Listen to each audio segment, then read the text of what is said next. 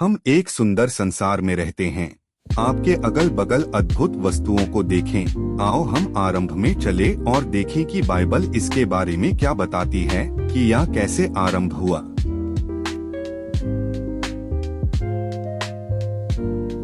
आदि में परमेश्वर ने आकाश और पृथ्वी की सृष्टि की। तब परमेश्वर ने कहा, उजियाला हो, तो उजियाला हो गया। और परमेश्वर ने उजियाले को देखा कि अच्छा है, और परमेश्वर ने उजियाले को अंधियारे से अलग किया। और परमेश्वर ने उजियाले को दिन और अंधियारे को रात कहा। तथा सांझ हुई, फिर भोर हुआ। इस प्रकार पहला दिन हो गया। फिर परमेश्वर ने कहा, जल के बीच एक ऐसा अंतर हो कि जल दो भाग हो जाए। तब परमेश्वर ने एक अंतर करके उसके नीचे के जल और उसके ऊपर के जल को अलग अलग किया, और वैसा ही हो गया। और परमेश्वर ने उस अंतर को आकाश कहा।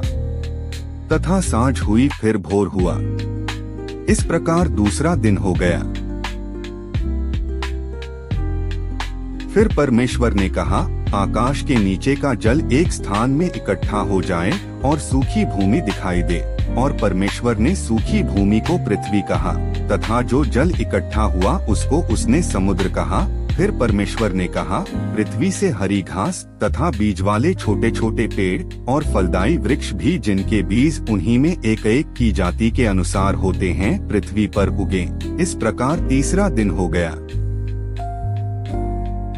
तब परमेश्वर ने दो बड़ी ज्योतियां बनाई। उनमें से बड़ी ज्योति को दिन पर प्रभुता करने के लिए और छोटी ज्योति को रात पर प्रभुता करने के लिए बनाया, और तारागण को भी बनाया।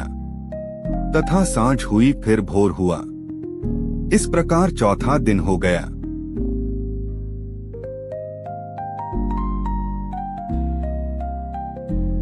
परमेश्वर ने जाति जाति के बड़े बड़े जल जंतुओं की और उन सब जीवित प्राणियों की भी सृष्टि की, जो चलते फिरते हैं, जिनसे जल बहुत ही भर गया, और एक एक जाति के उड़ने वाले पक्षियों की भी सृष्टि की। और परमेश्वर ने देखा कि अच्छा है।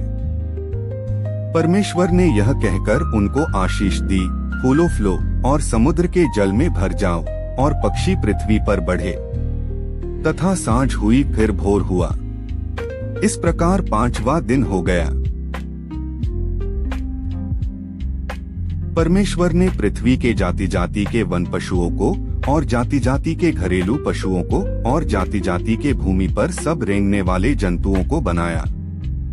फिर परमेश्वर ने कहा, हम मनुष्य को अपने स्वरूप के अनुसार अपनी समानता में बनाएं।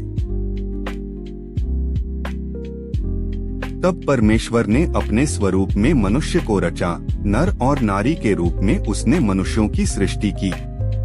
और परमेश्वर ने उनको आशीष दी और उनसे कहा, फूलो फलो और पृथ्वी में भर जाओ, और उसको अपने वश में कर लो, और समुद्र की मछलियों तथा आकाश के पक्षियों और पृथ्वी पर रेंगने वाले सब जंतुओं पर अधिकार रखो। इस प्रकार छठवां दिन हो गया।